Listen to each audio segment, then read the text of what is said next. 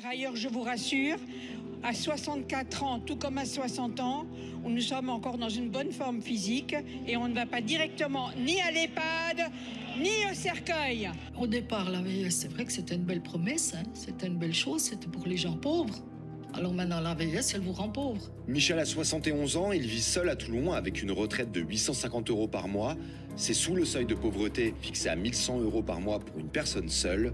C'est un chiffre absolument faramineux, mais dont nous ne serons peut-être pas assez compte de l'ampleur. 3 303 milliards d'euros, soit 113% du PIB au mois de juin dernier, probablement plus encore aujourd'hui. Sur le fondement de l'article 49, alinéa 3 de la Constitution.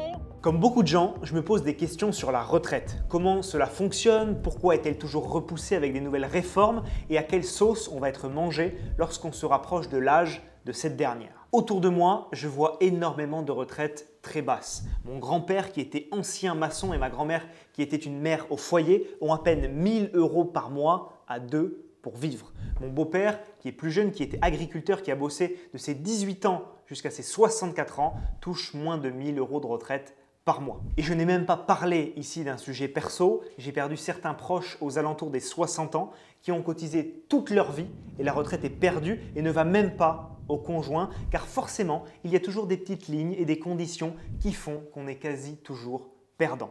Si je caricature un petit peu, on t'incite à aller sur le marché du travail, tu es un bon petit soldat d'une entreprise et aussi de l'État et puis tu travailles 42 ans ou même plus pour toucher à la retraite beaucoup moins que lorsque tu étais salarié. Si on se base sur ce schéma, cela signifie qu'à la retraite, on estime que tu as besoin de moins d'argent ou alors que tu ne crieras pas au scandale car tu seras trop vieux. On bosse comme un acharné pendant les meilleures années de notre vie où on est le plus productif pour alimenter les caisses de retraite et lorsqu'on y arrive, le montant qu'on perçoit est très faible. Personnellement, je n'aimais pas mon travail lorsque j'étais salarié et j'ai tout fait pour m'en sortir autrement. Je n'appréciais pas mon quotidien, les contraintes, les horaires et l'ambiance. J'ai pu atteindre mes objectifs, travailler pour moi et être beaucoup plus libre en général grâce à l'immobilier. C'est le cas également de dizaines de personnes qu'on a accompagnées avec mon équipe ces dernières années. Elles comme moi sommes beaucoup plus sereins pour l'avenir et sur le sujet des retraites depuis qu'on a d'autres revenus issus de l'immobilier. Je m'adresse maintenant aux salariés qui aiment leur job. C'est vraiment top, c'est vraiment génial et je n'ai rien contre les personnes qui sont dans le système du salariat et qui s'y plaisent. Au contraire, le but dans la vie, c'est d'être heureux au quotidien. Et si c'est ton cas et que tu as un job passion et que tu l'adores, c'est vraiment le top. Mais il ne faut jamais faire confiance à une seule ligne de revenus. Lorsque j'étais salarié, je me suis fait licencier avec la crise de 2020 alors que j'étais ingénieur, cadre en CDI. Quoi qu'il arrive et quelle que soit votre situation, sécurisez-vous avec de l'immobilier. C'est la clé d'un avenir serein à tous les niveaux. Si on regarde un petit peu maintenant la situation de la France en chiffres, 3 200 milliards d'euros de dettes et un PIB par habitant qui ne cesse de baisser. Selon les classements, on est entre la 25e et la 40e place. Ça ne fait que baisser. Ça veut dire qu'un Français crée de moins en moins de richesses au fur et à mesure des années. L'État investit massivement dans les aides sociales, le chômage, la santé, le domaine public et ces dépenses sont gigantesques. Et elles ne sont même pas compensées malgré le fait que l'on soit dans un des pays les plus taxés du monde avec de l'argent qui rentre avec les cotisations sociales, l'impôt sur les sociétés, la TVA, etc. Aujourd'hui, il y a 17 millions de retraités en France et ce chiffre ne va faire que grandir. On a une retraite moyenne à 1 420 € net et personnellement, ça ne me donne pas du tout envie parce qu'aujourd'hui, avec ce chiffre-là, on ne fait pas grand-chose en France. Le minimum retraite, c'est 850 € aujourd'hui alors que le seuil de pauvreté, c'est 1014 €. C'est quand même pas très logique et 70% des retraités sont propriétaires de leur logement. Donc, il y a quand même 30% qui doivent, souvent avec des retraites très basses, sortir un loyer chaque mois. Tous ces chiffres sur la retraite m'alarment et ça devrait être vraiment la même chose pour toi. La vraie solution, investir dans l'immobilier. Peu importe ton âge, que tu aies 20 ans, que tu commences à travailler ou bien 40 ans avec des enfants encore jeunes ou 60 ans et tu sais que la retraite approche, il faut investir dans l'immobilier. C'est le moyen le plus sûr, le plus accessible, sans gros capital de départ pour s'enrichir et avoir un avenir beaucoup plus serein. Encore une fois, avec mon équipe, nous avons beaucoup d'exemples de personnes de tous les âges, de tous les horizons, avec plus ou moins de salaire ou d'épargne qui réussissent dans l'immobilier. L'important, c'est de comprendre que l'immobilier, c'est la solution. te former sur le sujet, te faire accompagner et investir intelligemment. L'immobilier, tu le sais, c'est le placement préféré des Français, c'est de la pierre, c'est concret, c'est palpable et c'est un placement qui rapporte au quotidien, puis ensuite à la retraite au moment où on y arrive. Il faut comprendre une chose simple, l'État ne va pas prendre soin de nous.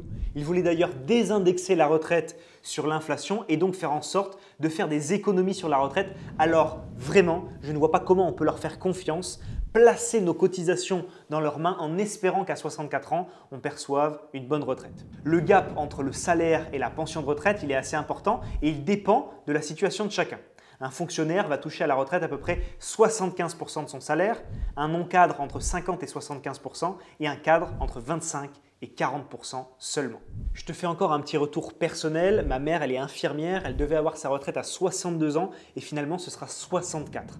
On pousse toujours plus loin sans augmentation de salaire et avec une future retraite assez faible. Et j'ai investi dans l'immobilier pour moi, pour ma compagne, pour notre avenir et je suis également très heureux de l'avoir fait pour ma mère que je peux aider au quotidien. Ça, c'est un de mes plus gros accomplissements dans la vie. Elle sait qu'elle n'a pas à s'inquiéter, son fils sera toujours là pour l'aider et elle n'aura jamais de galère financière. Autre chiffre marquant, la retraite a été repoussée à de nombreuses reprises avec de nombreuses réformes depuis une centaine d'années aujourd'hui et aujourd'hui on est à 64 ans. Mais à ton avis, quel est l'âge moyen de vie en bonne santé des Français? 64,1 ans pour les femmes et 62,7 ans pour les hommes. On veut donc te faire travailler jusqu'à ce que tu aies des soucis de santé, jusqu'à ce que tu ne sois plus à 100% de tes capacités. La question que tu dois te poser, c'est est-ce que ton projet, c'est de travailler et de partir à la retraite à 63, 64, 65 ans, passer les meilleures années de ta vie à bosser, arriver à l'âge de la retraite, potentiellement commencer à avoir des problèmes de santé et avoir une retraite misérable. Le but, c'est que le système veut te faire croire qu'on va arriver à la retraite, profiter de la vie, voyager, partir en camping-car, faire des restos, etc. Je le souhaite à tout le monde.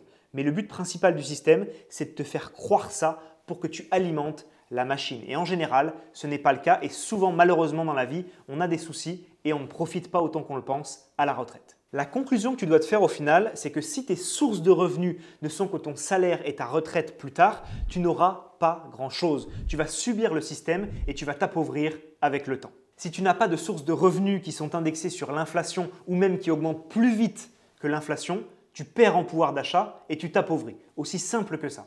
C'est le cas de la retraite et si tu es salarié et que tes augmentations sont moins élevées que l'inflation, c'est que tu perds de l'argent au final tous les mois. La seule solution viable, c'est d'investir dans l'immobilier. Et si c'est le cas, si c'est ce que tu veux faire, je serai heureux de t'accompagner dans ce projet, de t'aider avec toute mon équipe et de faire en sorte de te sortir de ce système confiscatoire qui n'est absolument pas viable sur le long terme. Si tu souhaites te lancer, clique sur le premier lien dans la description de cette vidéo pour prendre un rendez-vous avec un membre de mon équipe. Nous verrons ensemble comment t'aider selon ta situation personnelle. Sur ce, à très vite dans une prochaine vidéo. C'était Rémi. Ciao, ciao.